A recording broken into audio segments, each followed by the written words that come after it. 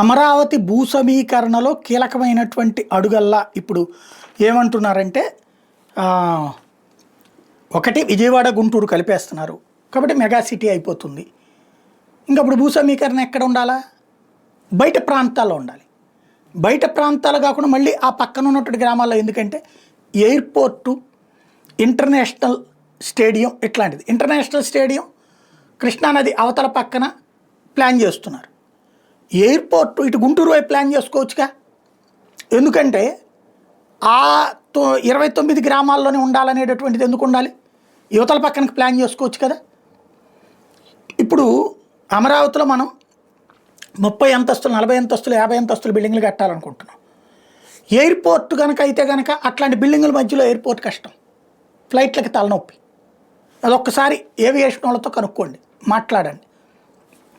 ఇప్పుడు మీకు శంషాబాద్ ఎయిర్పోర్ట్ దగ్గరలో అట్లాగే 40-50 అంతస్తుల బిల్డింగులు కనబడవు.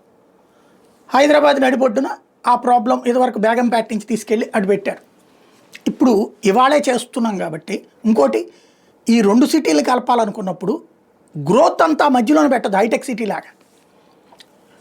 అదివరకు వనస్థలిపురం, బెజవాడ రూటు అద్భుతంగా ఉండేది హైదరాబాద్లో. హైటెక్ సిటీ తర్వాత ఈ రూటు స్ట్రక్ అయిపోయింది.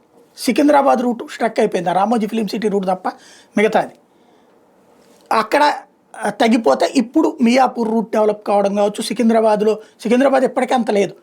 ఈ మధ్యన ఈయన వచ్చిన తర్వాత రేవంత్ రెడ్డి వచ్చాక కొంచెం అటు పక్కన ఈ కంచిగచ్చిబౌలి తీసుకొస్తామంటాం, ఇటు పక్కన ఇటు తీసుకురావడం, రామోజీ ఫిలిం సిటీ వైపు ఏదో ప్లాన్ చేస్తుండటం, కొంతవరకు ఆలోచన మారుతోంది.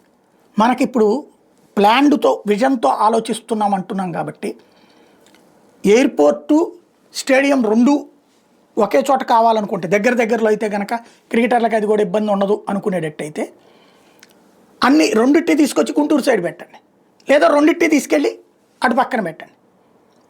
లేదు ఇప్పుడు ఔటర్ రింగ్ రోడ్డుని గుంటూరు మీదుగా తీసుకెళ్ళి అటు పక్కకి అంటున్నారు కదా, విజయవాడ వైపుకి అంటున్నారు కదా, అప్పుడు ఔటర్ రింగ్ రోడ్డుకి దగ్గరలో పెట్టుకోండి.